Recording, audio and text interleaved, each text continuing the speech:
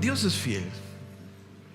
Dios es fiel. Esa es una de las características, de las cualidades, por decirlo de alguna manera, de Dios, de los atributos de Dios. Dios es fiel a lo que ha prometido. Es decir, Él cumple todo lo que ha prometido en su palabra.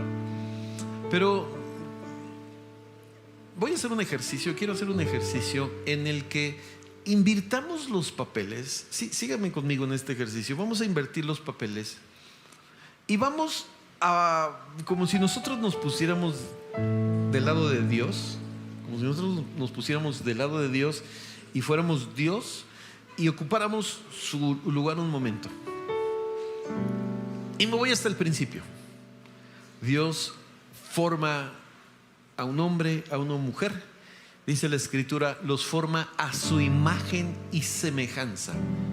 Y les coloca, a diferencia de muchas criaturas que Dios ha formado, les coloca en ellos la habilidad y la capacidad de tomar sus propias decisiones.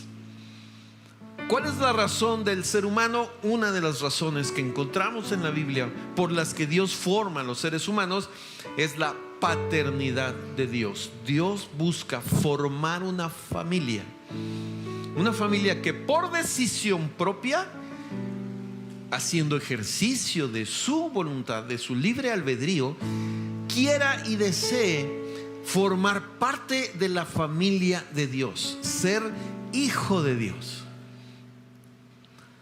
Y les coloca una prueba muy sencilla. Les dice, mira, de todos los árboles puedes comer, menos del árbol que está en medio del huerto. De ese no vas a poder comer. Conocemos la historia. Lo que sucede es que desde las primeras criaturas, Dios recibe un gran revés y es traicionado. Identificamos esta desobediencia, este pecado, como un pecado de alta traición. ¿Por qué de alta traición? Porque todo lo que Dios le dio al hombre y a la mujer aquí en el huerto del Edén, toda la autoridad que Dios les dio, el ser humano con su desobediencia la toma y se la entrega al enemigo de Dios. Dios es traicionado. Y Dios le había dicho al hombre, el día que comas de ese árbol vas a morir. Y Dios, en su misericordia, al verse traicionado por su creación, imagínense, insisto, pongamos en el lugar de Dios. Yo los formé, yo los tengo creados, quiero que se volteen a mí, quiero que sean mis hijos, y me dan la espalda y se vuelven amigos de mi enemigo. Dios los pudo haber destruido en ese momento, pudo haber acabado con ellos. Pero Dios les extiende una promesa en ese momento.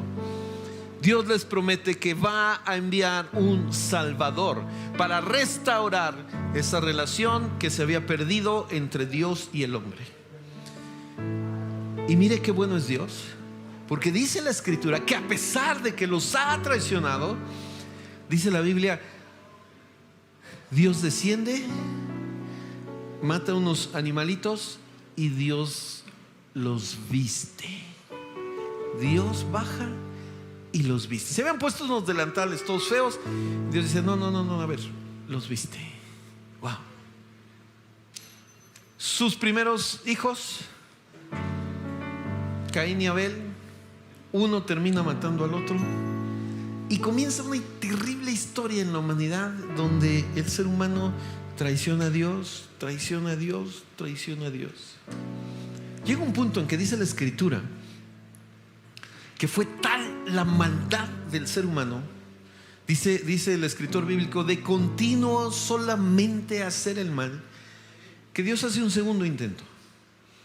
Construye un arca, le dice a una familia, a Noé con su esposa, sus 3 hijos, sus esposas, que construyan un arca, y vuelve a iniciar otra vez la historia de la humanidad. Y les vuelve a decir y a bendecir como bendijo a la primer pareja, y les dijo, fructifiquen, multipliquen esta tierra. No nos tardamos mucho cuando encontramos en la historia que una vez más Dios es traicionado.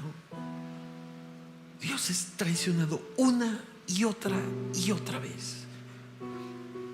Leemos el Antiguo Testamento. ¿Cuántos están leyendo su devocional todos los días? Levanten su mano así con orgullo, así digan: yo lo estoy leyendo. Wow. Déjenme preguntarles algo, bajen su mano. ¿Cuántos lo están leyendo por primera vez en su vida? Levanten su mano, así que por primera vez. O ya lo habían leído entonces todos. Qué bueno, gracias a Dios. Muy bien, gracias a Dios. Seguramente se encontrarán con las lecturas del Antiguo Testamento donde vemos muertes y asesinatos enviados por Dios, ¿o no? ¿Y cuál es nuestra impresión? Abrió la tierra y se tragó 30,000. Así nomás Dios, ¡pum! Y Dios permitió paz y se mueren. Y entonces nos decimos: wow, qué Dios tan rígido, los mató a todos. Ahora, pónganse del lado de Dios. Pónganse del lado de Dios. Dios creó a los seres humanos y Dios, en su justicia, porque Dios es justo, tiene que emitir juicios. Y Dios, viendo a su creación, tiene que emitir juicios sobre su creación y destruirlos. Llega un punto en el que Dios dice: no aguanto más ver esto. No aguanto más ver esto. No encuentro a alguien capaz de salvar al ser humano. Y entonces dice Dios mismo: yo voy a bajar a esta tierra y los voy a rescatar a mi creación. ¿No era más fácil para Dios destruir al hombre y empezar una nueva creación? Él los creó. Y sin embargo, Dios, en su amor y misericordia, dice la Escritura, se despoja de su deidad y viene a la tierra. Dios viene a la tierra a decirle al ser humano: quiero que te acerques a mí. Vine a dar mi vida por ti. Y Dios personalmente, durante sus primeros días de ministerio, sus primeros meses de ministerio, Jesús anda en las regiones de Galilea. No en Jerusalén, Galilea, al norte de Jerusalén. Más o menos 1 año y medio, casi 2 años, Jesús anda en esa región de Galilea. Bajaba a Jerusalén durante la fiesta de la Pascua, pero durante meses, semanas, Jesús, Dios en persona, sanando a las gentes, sanando el corazón herido de las personas, restaurando las vidas, liberando a los que estaban atormentados por el enemigo. Dios en persona, viniendo a invitarlos a que formen parte de su reino, y la gente rechazándolo. El escritor bíblico en Mateo 11 dice: ay de ti Corazina, de ti Betsaida. 3 eran las ciudades de las que describen algunos formaban el triángulo evangelístico de Jesús: Corazín, Betsaida, Capernaum. En esas ciudades, casi la mitad del ministerio de Jesús se desenvolvió en esas ciudades. Bajaba a Jerusalén y regresaba a esas ciudades. Ahí multiplicó los panes, ahí cruzó el mar de Galilea, ahí sanó a la suegra de Pedro, ahí predicó en Capernaum, ahí cerca echó fuera al endemoniado gadareno. Estuvo haciendo milagros y milagros y milagros y milagros. ¿Y sabe qué recibió de las personas? Rechazo, persecución, insultos. Su creación, Dios haciéndose ser humano, viniendo a salvar al hombre, viene a decirles: les amo, quiero que sean parte de mi reino. Y la gente rechazándolo, su pueblo rechazándolo. Me llama la atención que hay un momento en que Jesús se sale de Jerusalén. Se sale de Jerusalén a la ciudad de Tiro, Sidón, cananea, dice la Escritura. Y una mujer que no era del pueblo de Dios le empieza a gritar: Jesús, hijo de David. Eso representaba que ella reconocía a Jesús como Dios que venía a salvar al ser humano, porque era parte de la profecía. Una mujer que no pertenecía al pueblo de Dios. Y los discípulos le dicen a Jesús: Jesús, esta mujer está grita y grita, y dile que ya se vaya, no, dile que no la vas a atender, no es del pueblo de Dios.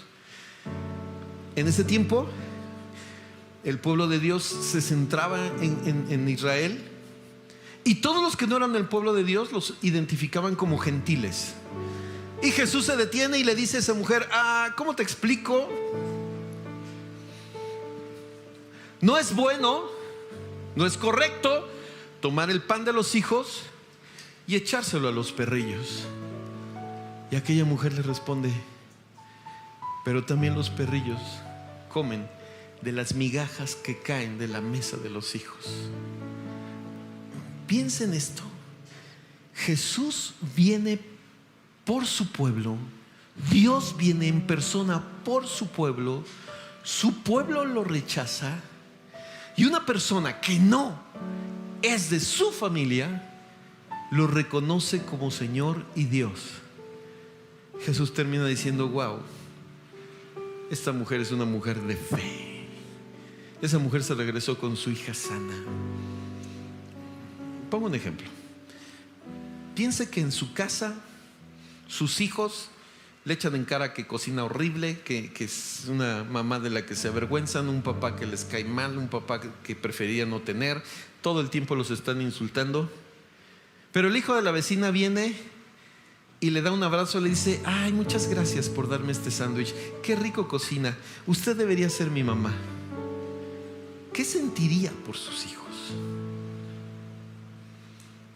Hemos cantado que Dios es fiel, pero la pregunta se invierte: ¿y nosotros hemos correspondido a la fidelidad de Dios? ¿Le hemos respondido también siendo fieles?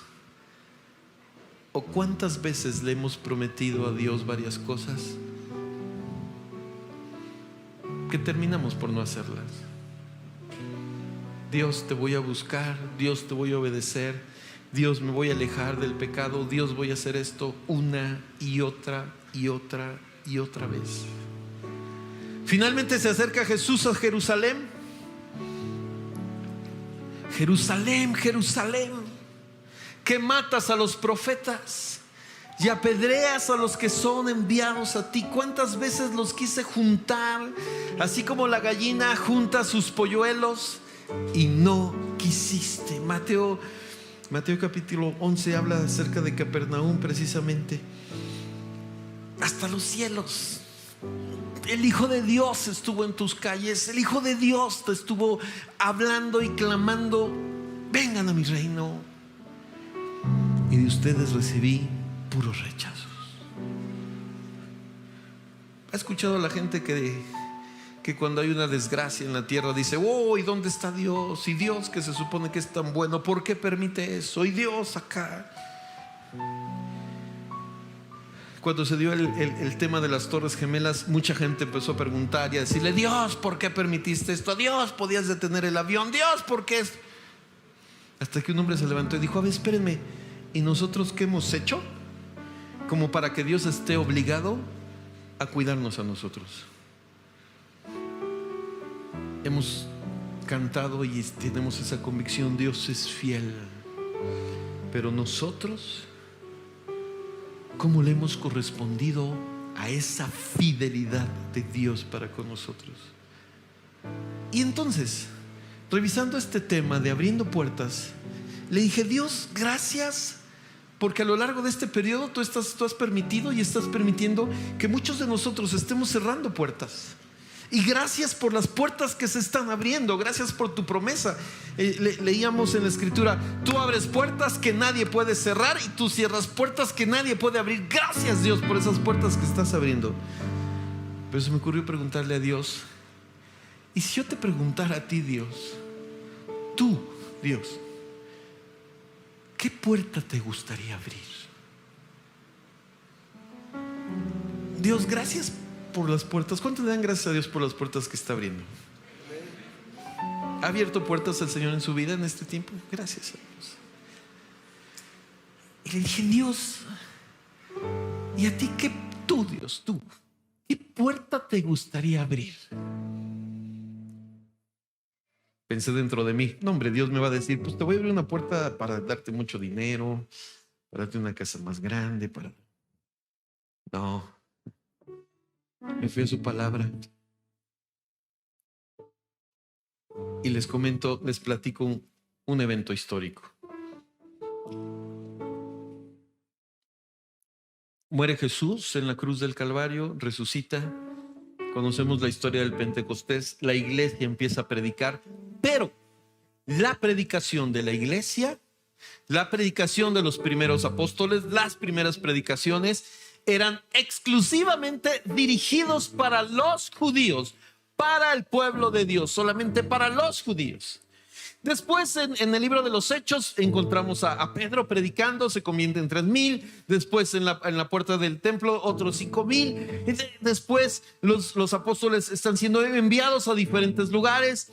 Vemos a Felipe predicar en Samaria, el evangelio es recibido en Samaria, pero todo entre los judíos.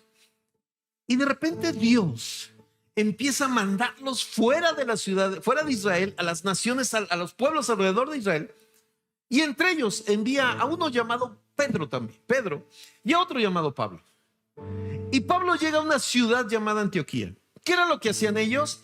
Buscaban las sinagogas, el sitio donde se reunían los judíos en sábado. Entraban a la sinagoga. Eso pasó en Antioquía. Pablo entra a la sinagoga en Antioquía. Está terminando la reunión, ven que hay gente nueva, el que está dirigiendo, y les dice: ¿ustedes traen algún mensaje para nosotros? Y Pablo se levanta en Antioquía y les dice este mismo mensaje, hablándoles de su historia, de su pasado. Dice: todo esto estaba escrito para que viniera Jesús. Este Jesús fue muerto en una cruz, derramó su sangre por ustedes. Este Jesús es el Hijo de Dios que entregó su vida por ustedes para que puedan ustedes ser reconciliados con Dios. Los judíos lo rechazaron. Pero mire lo que dice Hechos capítulo 13, verso 42. Cuando salieron ellos de la sinagoga de los judíos, los gentiles les rogaron que el siguiente día de reposo les hablasen de estas cosas. Los gentiles, los que no tenían derecho a recibir de las bendiciones de Dios, los gentiles. Y eso generó un conflicto en la iglesia del primer siglo, porque decían: ¿qué está sucediendo? Este mensaje es para nosotros, para los judíos. Pero la experiencia de Pablo, más también la experiencia de Pedro, se reúnen y dicen: a ver, ¿qué está sucediendo? Vamos a entender esto.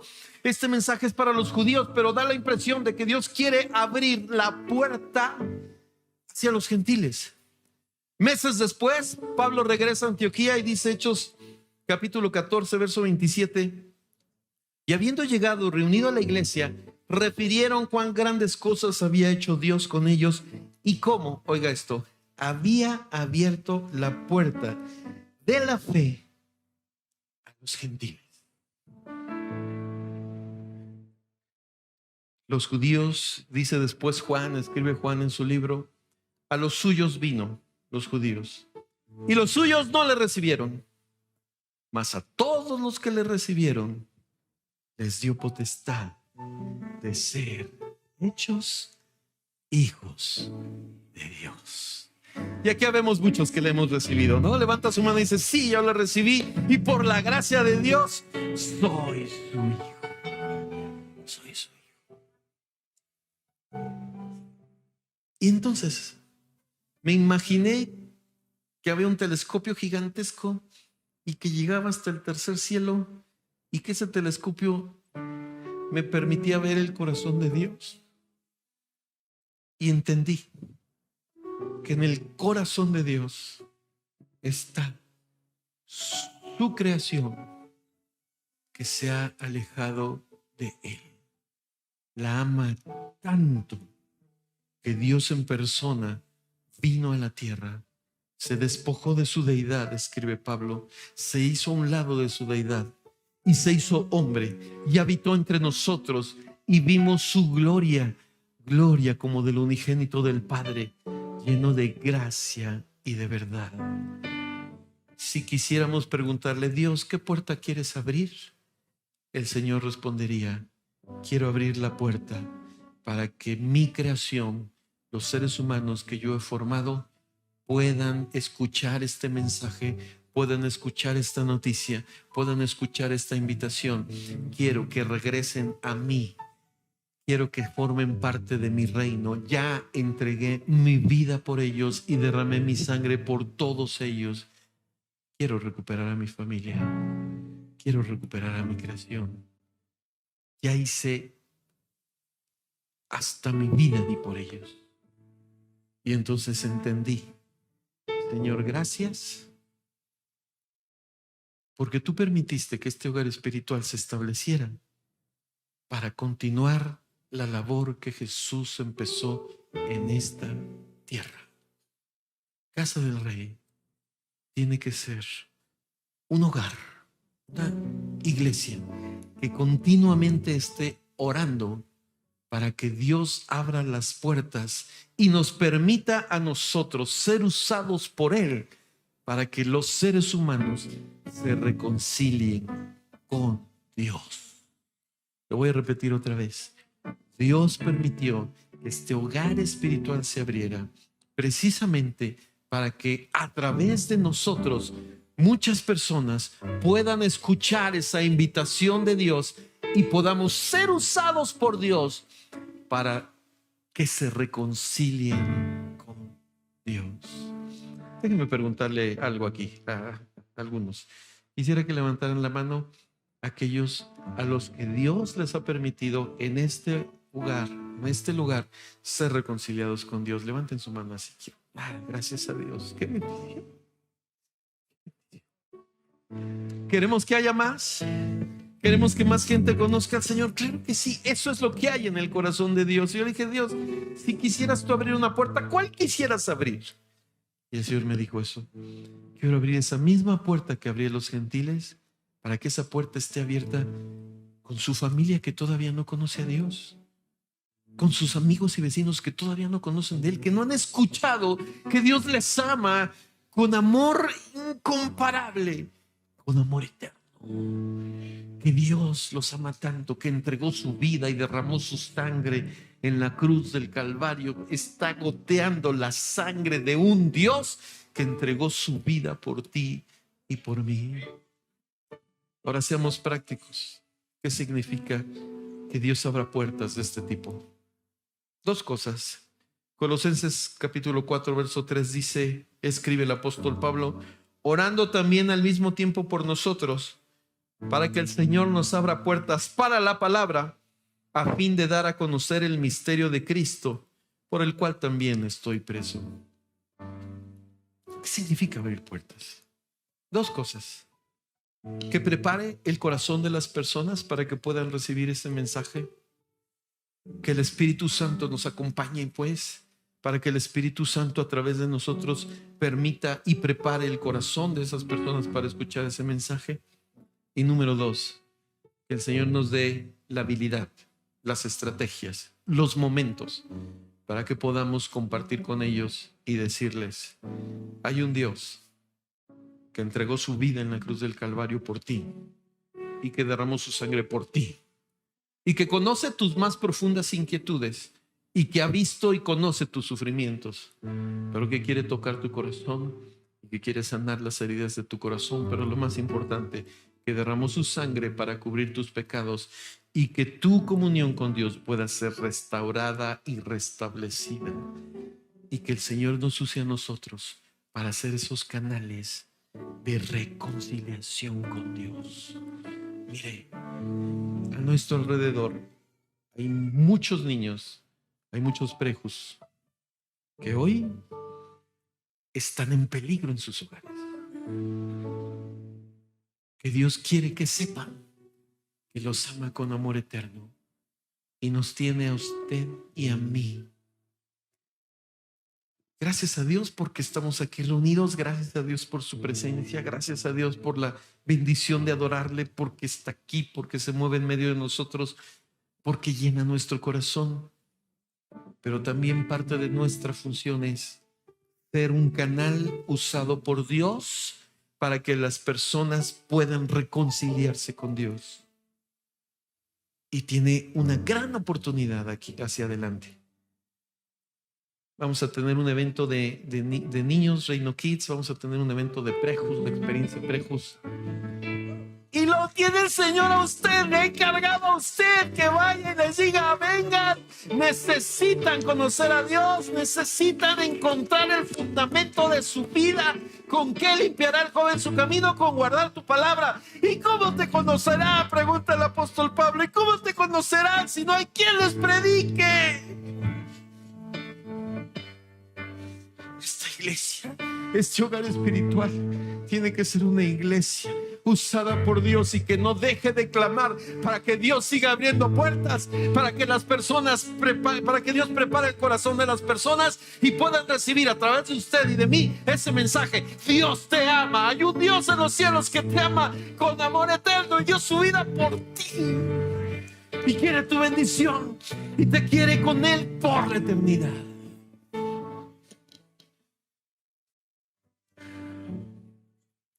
Los que conocimos o conocieron a Dios mayores, sé que en algún momento de sus vidas dijeron: ¿por qué no conocí a Dios antes? Porque quizás alguien en una reunión como hoy escuchó un mensaje similar, pero cuando lo tuvo cerca de usted no le dijo nada. Dios nos plantó aquí porque quiere que este sea un sitio donde se irradie a todo México el amor y la misericordia de Dios. Y nuestra oración hoy es que Dios abra puertas para que esta palabra, para que este mensaje de redención, para que este mensaje de salvación, para que este mensaje de reconciliación con Dios llegue a muchos niños, a muchos jóvenes, a muchos prejos, a muchas señoritas, a muchos adultos, a personas mayores, y sepan que su eternidad está garantizada cerca de la presencia de Dios. Pero que el Señor nos use. Amén. Las oraciones: Señor, usa a mi hermano que está al lado. Las oraciones: Señor, úsame a mí. Señor, yo te pido que uses a mi hermana que está aquí al lado. Las oraciones: úsame a mí, Señor. Ábreme puerta para que a través de mí la gente, los niños, los prejos, personas mayores se puedan acercar. Póngase de pie.